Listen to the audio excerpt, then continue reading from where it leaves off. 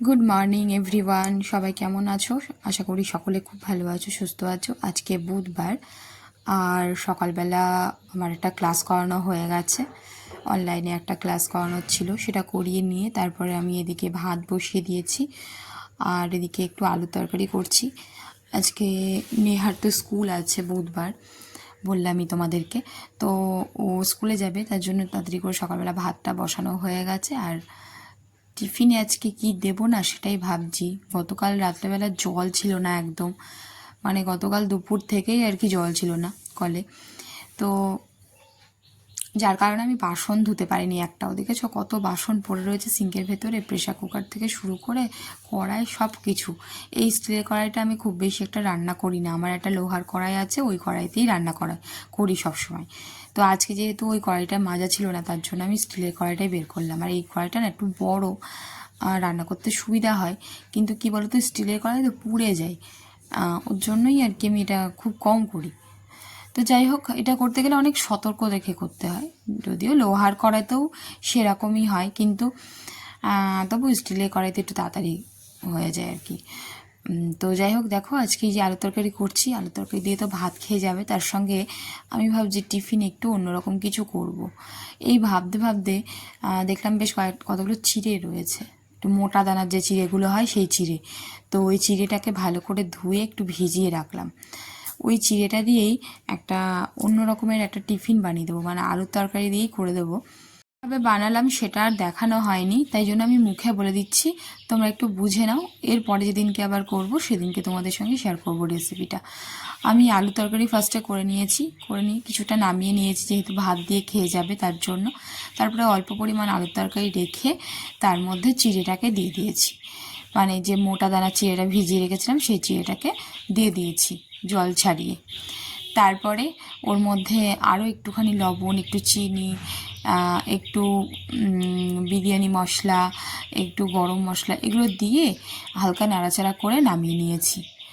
আর নেহাই যে বেরিয়ে গেল স্কুলে, আর এই যে এখানে সবজির গাড়ি, যেখান থেকে আমি মাঝে মধ্যেই সবজি নিই, তো দেখছিলাম কি কি সবজি আছে, তো সেরকম কোনো সবজি পেলাম না বলে আর নিয়ে নিই কিছু। আর আজকে দরকারও নেই, যা সবজি আছে তাতেই রান্না বান্না হয়ে যাবে, তাই ঘরে রেখে নষ্ট করার থেকে না নেওয়াই ভালো, পরে নেব।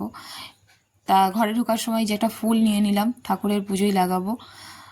অনেকগুলোই ফুটেছে, আমি একটা নিলাম। ওদিকে রান্না হচ্ছে, এখানে মশলা কষাচ্ছি, আদা কাঁচা লঙ্কা বাটা। এদিকে আমার এটা হলো চাল কুমড়োর ঘন্ট হয়ে গেছে। এবার এর মধ্যে না মশলা দিতে আমি ভুলে গেছিলাম, তার জন্য মশলাটাকে আবার ভালো করে কষিয়ে নিচ্ছি। মশলাটা কষিয়ে নেওয়ার পর এই তরকারিটা আবার দিয়ে ভালো করে কষিয়ে নেব। সকাল থেকে তোমাদের সঙ্গে আর দেখা করতে পারিনি, তো আবার কতগুলো কাছাকাছি করেছি, পুজো দিয়েছি স্নান টান করে। এসব তো আছেই, সংসারের কাজ তো আছেই। সংসার একার হলেও সংসার, দোকান হলেও সংসার, পাঁচজন থাকলেও সংসার। সংসার করতেই হবে, সংসার ছাড়া কিচ্ছু হয় না। ঘরটার পরিষ্কার টরিষ্কার সব কিছু তো আছেই, সেগুলো তো বাদ দাও।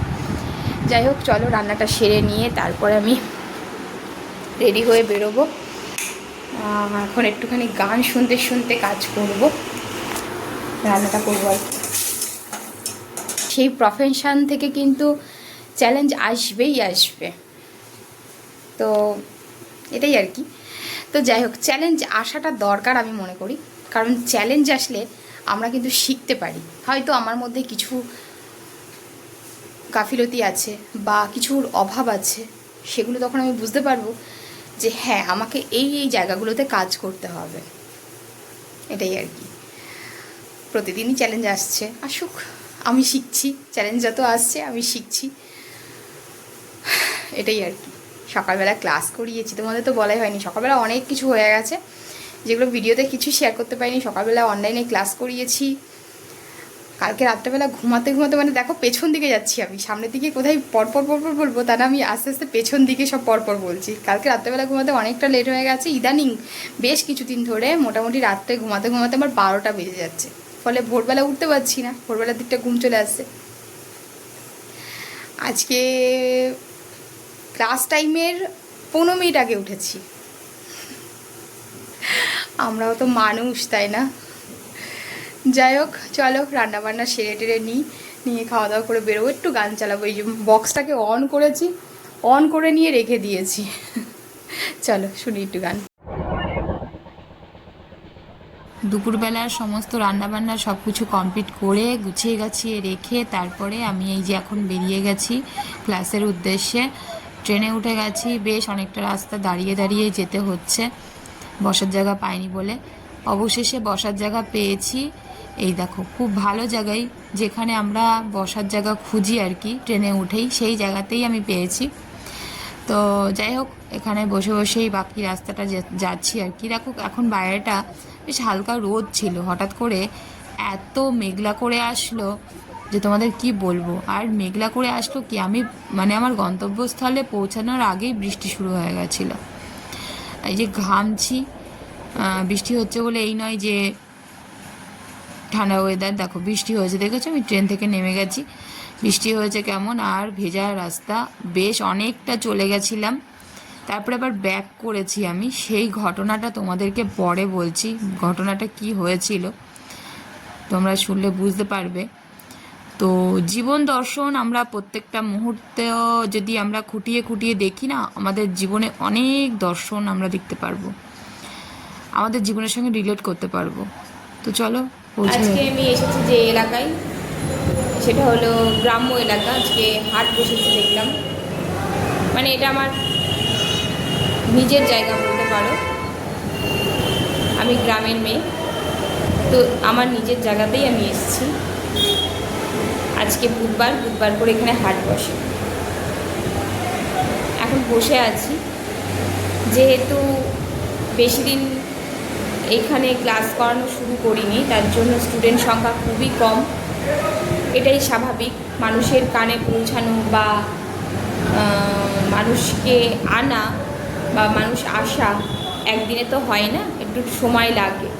মানুষের মধ্যে বিশ্বাসটাও অর্জন করাতে সময় লাগে, বা মানুষের কানে পৌঁছাতেও টাইম লাগে যে এখানে এরকম একটা জায়গায় এই জিনিসটা হচ্ছে, এটাই আর কি। যাই হোক, দেখা যাক, দুজন আসার কথা আছে, বসে আছি, কখন আসে দেখি। আমার পরপর 3টে ক্লাসের টাইম আছে, দেখা যাক কী হয়।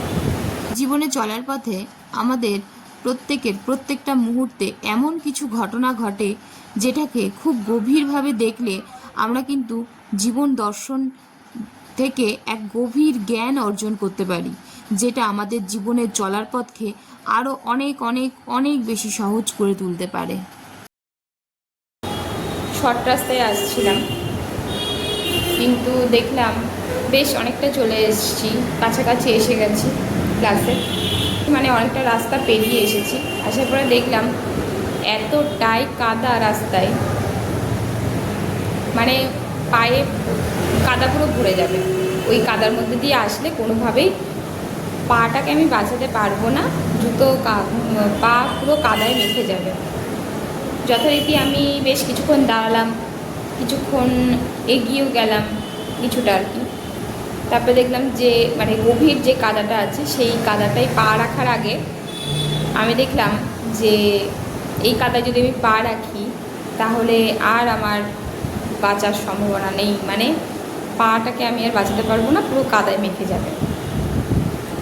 ফলে কী করবো, আর একটু দাঁড়িয়ে থেকে থেকে চলে আসলাম, ব্যাক করলাম। ব্যাক করে লং যে রাস্তাটা আছে সেই রাস্তা দিয়ে আসলাম আমার গন্তব্যস্থলে।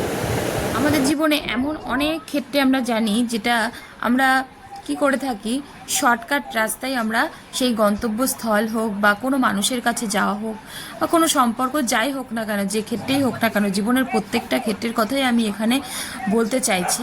তো সেক্ষেত্রে আমরা দেখা যায় যে শর্টকাট রাস্তাটা আমরা ব্যবহার করি, কিন্তু পরে গিয়ে আমাদের ব্যর্থতা আসে, বেশিরভাগ ক্ষেত্রেই কিন্তু ব্যর্থতা আসে। এটাই যদি আমরা লং যে রাস্তাটা আছে বা একটু সময় বেশি লাগলেও সেই রাস্তায় যদি আমরা চলতে পারি, তাহলে দেখা যাবে আমরা চলার সাথে সাথে অনেক অভিজ্ঞতা অর্জন করতে পারবো। ফলে কি হবে, আমাদের চলার পথটা হয়তো একটু টাইম লাগবে, কিন্তু আমরা অনেক বেশি অভিজ্ঞতা অর্জন করতে পারবো।